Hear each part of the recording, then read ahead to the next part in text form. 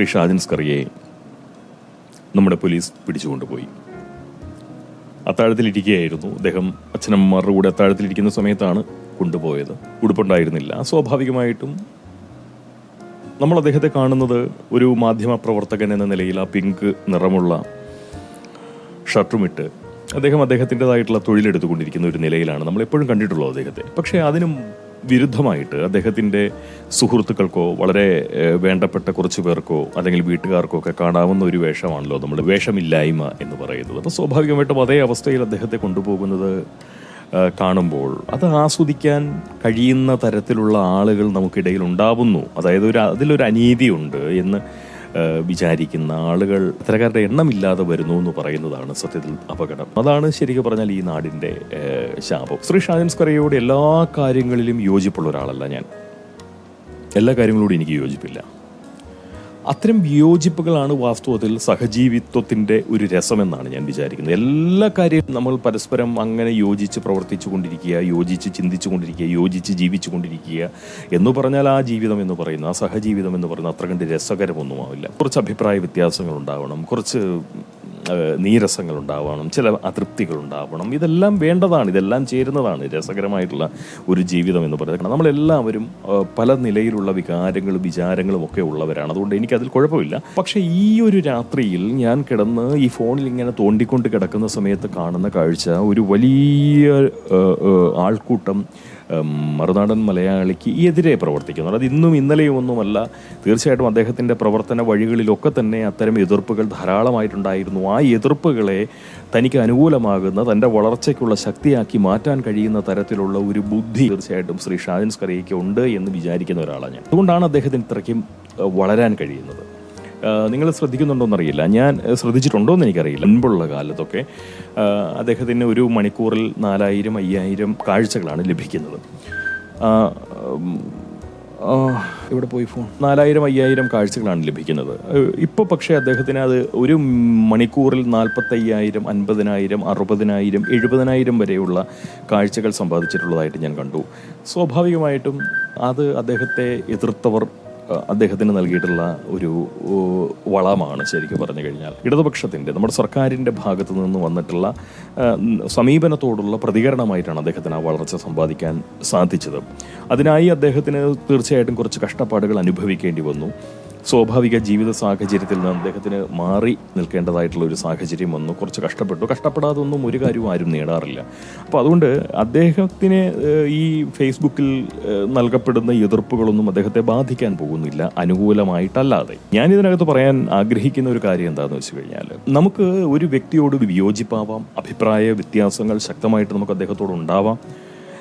അദ്ദേഹം ചെയ്തത് അന്യായമാണ് എന്ന ഒരു ബോധ്യം നമുക്കുണ്ട് എന്നുണ്ടെങ്കിൽ കുറച്ച് കടുത്ത ഭാഷയിൽ അദ്ദേഹത്തോട് നമ്മൾ എതിർപ്പുകൾ രേഖപ്പെടുത്താൻ കുഴപ്പമില്ല.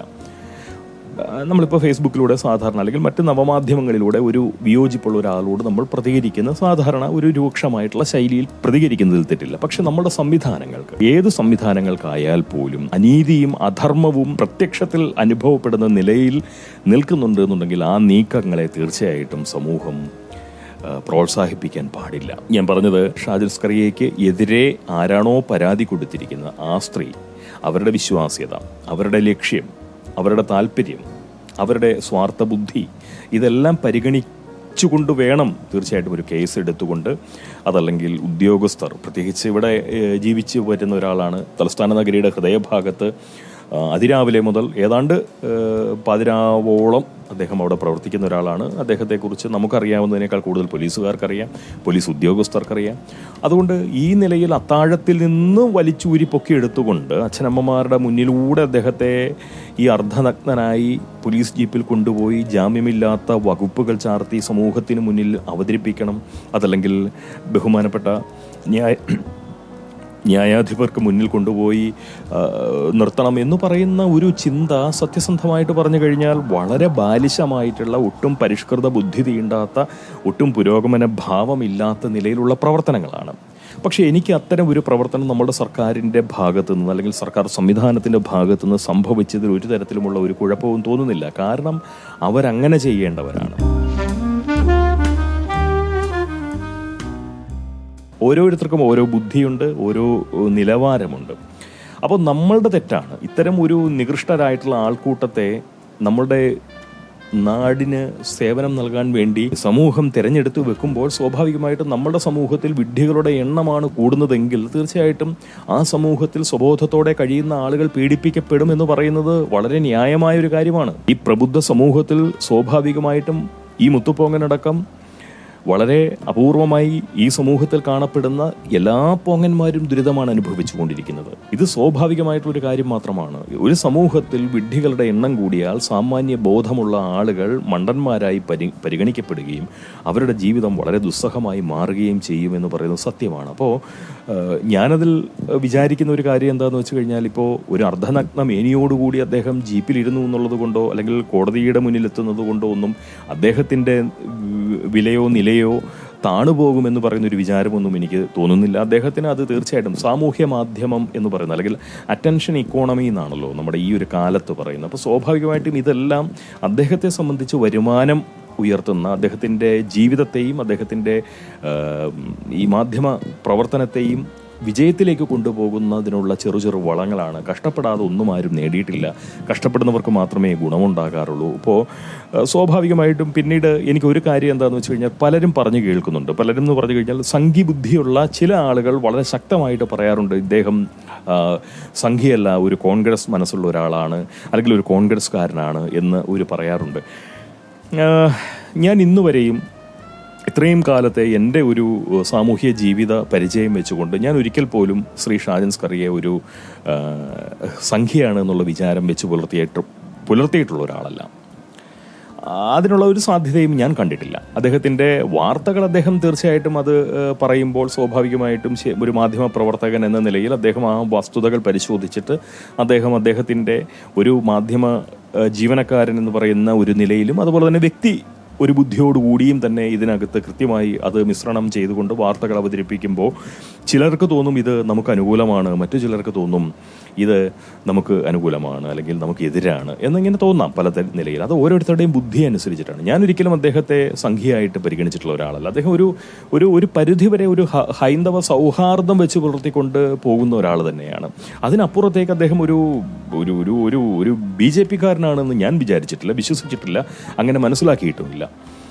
സംഘികൾ അങ്ങനെ മനസ്സിലാക്കുന്ന സംഘികളോട് അവരുടെ ഒരു സൈദ്ധാന്തിക ശേഷിയിൽ എനിക്ക് ചില സംശയങ്ങളുമുണ്ട്. ഷാജൻ സ്കറിയ ഒരു സംഘിയാണ് എന്ന് ആര് പറഞ്ഞാലും ഞാനത് വിശ്വസിക്കുന്ന ഒരാളല്ല വ്യക്തിപരമായി.